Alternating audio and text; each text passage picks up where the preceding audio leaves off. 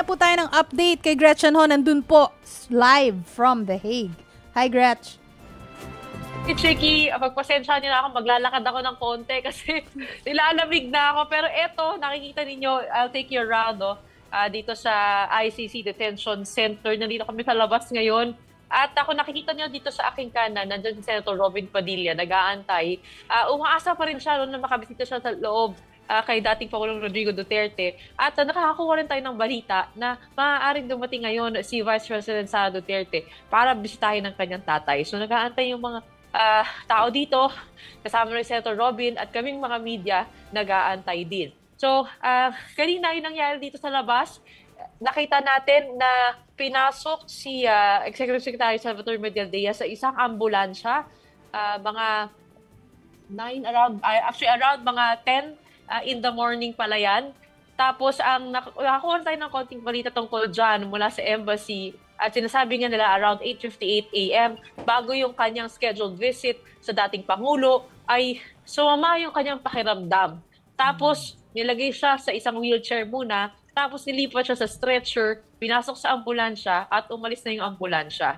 So ngayon nakipagkwentuhan din tayo kay Senator Robin Padilla na kanyang guardian dito nga sa kanyang pagpunta sa ospital. At ang kwento sa atin, wala raw tulog si Executive Secretary Salvatore Medialdea at maaaring na-trigger yung kanyang heart condition. So yun yung impormasyon na nakuha natin tungkol dyan.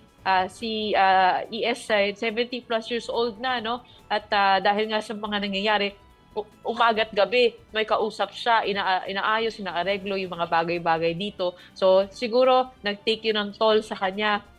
But as to yung mga susunod pang hakbang, inaabangan pa din natin yan. Pero nakita rin natin si Attorney Nicholas Kaufman, lumabas siya mula dito mga 11 na. So nakipag-meeting siya kasama yung dating Pangulo from 9 to 11 a.m. 2 hours yung binigay sa kanya. At sinabi niya sa atin that they are prepared to make the best defense possible. Kumpiyansa sila sa kaso ni dating Pangulo. And ang goal nila is to get an acquittal at the earliest stages. So tinanong natin kung balak ba nilang questionin yung arrest warrant, yung pag-serve ng arrest warrant. At ang sabi niya, he was denied of all rights in the Philippines. Hindi man lang daw binigyan ng pagkakataon na i-contest yung arrest sa kanya. So, ayaw pa niya mabigyan na ibang detalye dahil medyo maaga pa raw, pero pinagpaplanuhan na nga nila yung best defense possible para sa dating Pangulo. Oo. Gretch, kanina yung nangyari lang kay ES Medialdea. Balikan ko lang. Kasi sabi niya, a close relative of Attorney Medialdea is also at the hospital from the this is from the embassy. He went to the ICC Detention Center early this morning, March 18, for a scheduled visit. While registering at the reception counter at around 8:55 a.m., he fell ill.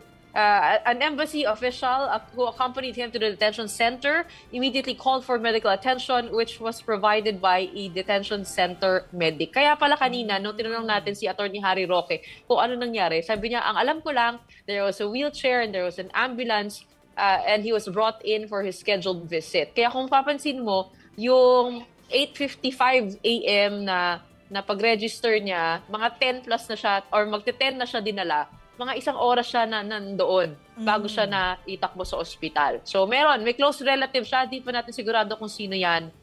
Pero yun nga, no, syempre nakakapagbahala dahil si ES Medialdea talagang pinaka-matalik na kaibigan ni dating Pangulo dito sa The Hague. At siya lang yung registered counsel. At ngayon si Attorney Nicholas Kaufman na. Pero silang dalawa kasi yung may pinagsamahan, matagal. Pero kamusta na ang lagay ngayon ni ES Medialdea?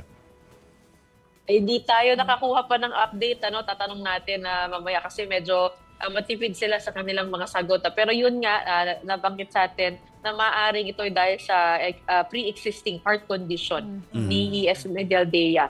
So sabi natin, mukhang kailangan yata ng bata-batang abogado. Sabi ni Senator Robin, nandiyan naman na si Nicholas Kaufman.